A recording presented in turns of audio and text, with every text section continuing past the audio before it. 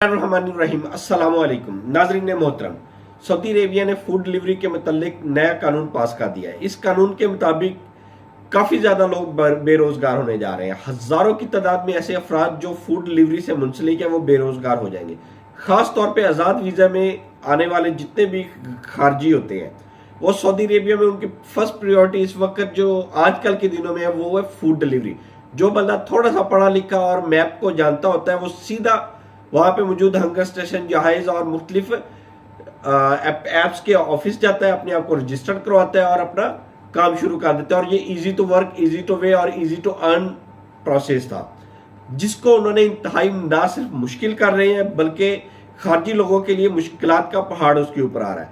सबसे पहले जो इन्होंने किया कि कार डिलीवरी करने वाले जितने भी होंगे कार पे फूड डिलीवरी करने वाले अफराद वो सिर्फ और सिर्फ सऊदी होंगे। ये इंप्लीमेंट होने जा रहा है, हुआ नहीं है, होने जा रहा है, लेकिन पॉलिसी आ गई है, कानून बन गया है। कार डिलीवरी के ऊपर सिर्फ और सिर्फ सऊदी अफराद डिलीवरी किया करेंगे। और जो बाइक डिलीवरी है उस पर भी उन्होंने कहा है कि जो आजाद लोग वीजे पे अक्सर लोग थे वो मुंसलिक हो जाते थे फूड डिलीवरी के काम से, वो डायरेक्टली अब मुंसलिक नहीं हो पाएंगे।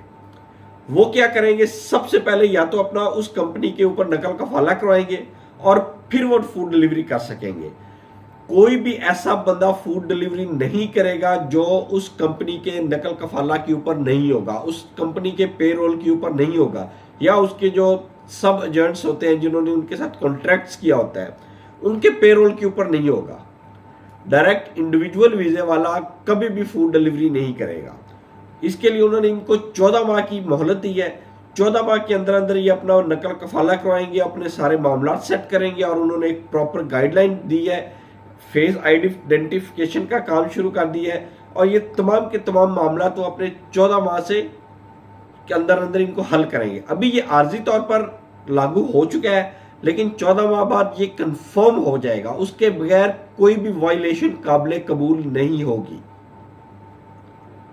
इस तरह हजारों अफराद जो खारजी थे वो ना तो सिर्फ बेरोजगार हो जाएंगे, उनका रोजगार छीन जाएगा। और हाँ, एक और चीज उन्होंने जो इंट्रोड्यूस करवाई है, बाइक डिलीवरी के भी ऊपर भी सिर्फ और सिर्फ सऊदी अफराद अपने आप को डायरेक्टली इनरोल करवा के बगैर नकल कफाले के, यानी कि उस कंपनी के विदाउट पेरोल, उस कंपनी की कफालत के अलावा डायरेक्टली वो उसके अंदर काम कर सकते हैं।